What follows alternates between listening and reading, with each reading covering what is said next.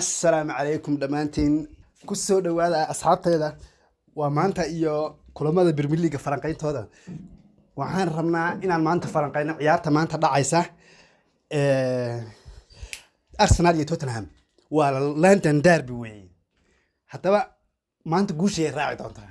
waxaan falanqeynaynaa sida ay u kala badanayaan maanta iyo meelaha ay waxa weeyaan ay ku kala badan yihiin ay ku kala badanayaan aan dhahay okay sida la socotaa Mikel Arteta Brazilian wuxuu haystaa hada dhameystiran Brazilian kaas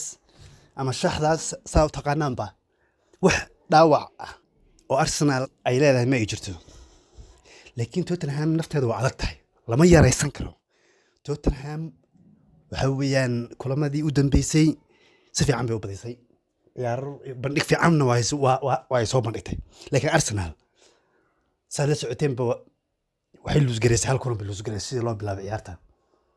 si loo bilaabo Premier League u bilowday horyaalku bilowday hal kulan bay luus gareysay marka taa waxay ka dhigan tahay in labadooduba maanta aan la saadaalin karin kulanka maanta dhacaya aan hataa ina dhigi karin midaaba badinaysa oo ina dhigi karin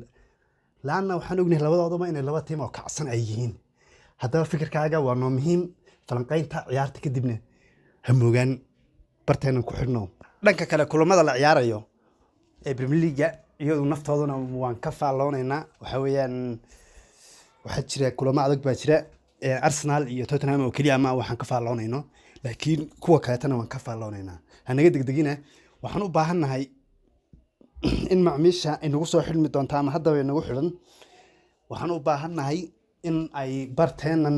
joogteeyaan si ay xogaha sportiga iyo xogaha wararkeenaba